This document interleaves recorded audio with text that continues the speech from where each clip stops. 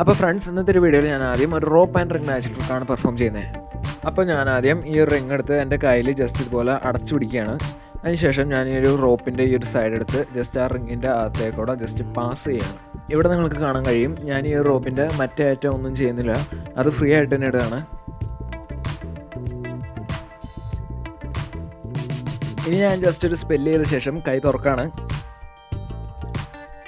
ഇപ്പോൾ നിങ്ങൾക്ക് കാണാൻ കഴിയും ഞാൻ നേരത്തെ കയ്യിൽ അടച്ചുപിടിച്ചിരുന്ന ആ ഒരു റിങ് ഈ ഒരു റോപ്പിൽ തൂങ്ങിക്കിടക്കുന്നത്, അല്ലെങ്കിൽ ആ ഒരു റോപ്പ് ഈ ഒരു റിങ്ങിൻ്റെ അകത്തേക്കൂടെ വന്നിരിക്കുന്നത് നിങ്ങൾക്ക് കാണാൻ കഴിയും. അപ്പോൾ ഇനി ഈ ഒരു മാജിക്കിൻ്റെ പിന്നിലെ ട്രിക്ക് എന്താ നോക്കാം. ഈ ഒരു മാജിക്കിൻ്റെ പിന്നിലെ ട്രിക്ക് വളരെ എളുപ്പമാണ്. ആദ്യം ഇതുപോലത്തെ ഒരു ചെറിയൊരു റിങ് എടുക്കുക. അതിനുശേഷം ആ റിങ് ഇതുപോലെ കയ്യിൽ അടച്ചുപിടിക്കുക.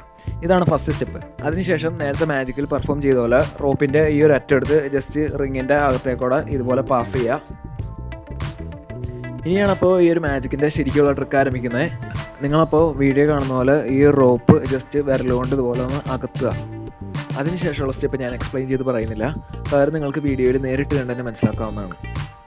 അപ്പോൾ ഈ സ്റ്റെപ്പ് നന്നായിട്ട് പ്രാക്ടീസ് ചെയ്ത ശേഷം സ്പീഡ് ചെയ്യാൻ പറ്റണം. അതിനുശേഷം മാത്രമേ മാജിക്ക് പെർഫോം ചെയ്യാവൂ. ഇപ്പോൾ റോപ്പ് റിങ്ങിൻ്റെ അകത്തേക്കൂടെ കയറിയിട്ടുണ്ട്. ഇനി പയ്യെ അത് കൈ തുറന്ന് ഓഡിയൻസിനെ കാണിച്ചു കൊടുക്കുക.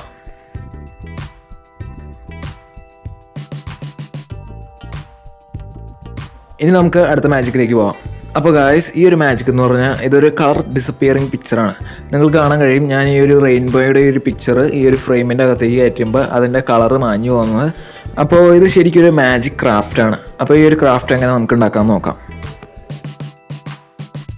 അപ്പോൾ ഗായ്സ്, ഈ ഒരു മാജിക്കിനായിട്ട് ഇതുപോലത്തെ ഒരു കളർ പേപ്പറാണ് വേണ്ടത്, ഏകദേശം ഈ ഒരു സൈസിലുള്ളത്. അതിനുശേഷം ഈ ഒരു പേപ്പർ ഇതുപോലെ നടുവേ മടക്കുക. അതിനുശേഷം ഇതിൻ്റെ റൈറ്റ് സൈഡ് നമുക്കിതുപോലെ കട്ട് ചെയ്ത് കളയാം. അതിനുശേഷം ഇതിൻ്റെ ലെഫ്റ്റ് സൈഡിൻ്റെ ബൗണ്ടറീസിലായിട്ട് ഇതുപോലെ ഗ്ലൂ തയ്ക്കാം.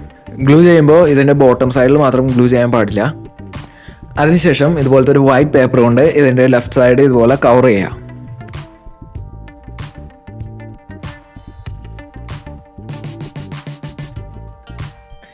ഇനി ആ വൈറ്റ് പേപ്പറിൻ്റെ മീത് നമ്മൾ നേരത്തെ ചെയ്ത പോലെ തന്നെ അതിൻ്റെ ബൗണ്ടറീസിലായിട്ട് ഗ്ലൂ വയ്ക്കുക.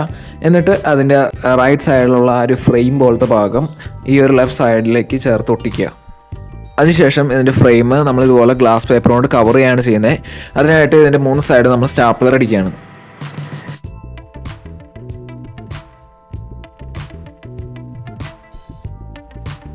ഇനിയിപ്പോൾ ഇതുപോലൊരു ബോണ്ട് പേപ്പറിൽ ഏകദേശം ഈ ഒരു സൈസിൽ ഇതുപോലെ ഒരു റെയിൻബോ വരയ്ക്കണം. എന്നിട്ട് ഈ ഒരു പേപ്പറിൻ്റെ ഇതേ സൈസിലുള്ള ഒരു ഗ്ലാസ് പേപ്പർ കൊണ്ട് ഈ ഒരു പേപ്പർ കവർ ചെയ്ത ശേഷം ഇതിൻ്റെ റൈറ്റ് സൈഡിൽ സ്റ്റാപ്ലർ അടിക്കണം.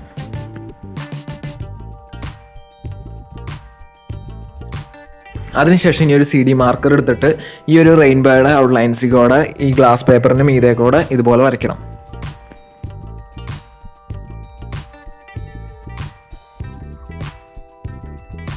ഇപ്പോൾ റെയിൻബോയുടെ ആ ഒരു പിക്ചർ ഗ്ലാസ് പേപ്പറിൽ ഇതുപോലെ കിട്ടും. ഇനിയിപ്പോൾ ഗ്ലാസ് പേപ്പർ ആ ഒരു ഫ്രെയിമിൻ്റെ മേളിലത്തെ ലെയറിൽ കൂടെയും ആ ഒരു റെയിൻബോ പിക്ചർ ആ ഒരു ഫ്രെയിമിൻ്റെ താഴത്തെ ലെയറിൽ കൂടെയും കടത്തിയിട്ട് കഴിയുമ്പോൾ ഈ ഒരു കളർ ഡിസപ്പിയറിങ് വിഷ്വൽ മാജിക് നിങ്ങൾക്ക് കാണാൻ കഴിയും. അപ്പോൾ നിങ്ങൾക്ക് ഈ 2 ട്രിക്സും ഇഷ്ടപ്പെട്ടെന്ന് വിചാരിക്കുന്നു. ശരിക്കും ഇത് ബിഗിനേഴ്സ് ലെവൽ ട്രിക്സാണ്. അപ്പോൾ നിങ്ങൾക്ക് ഈ ഒരു വീഡിയോ ഇഷ്ടപ്പെട്ടുവെങ്കിൽ ലൈക്ക് ചെയ്യുക, ഷെയർ ചെയ്യുക, കമൻറ്റ് ചെയ്യുക, സബ്സ്ക്രൈബ് ചെയ്യുക. അപ്പോൾ ബൈ.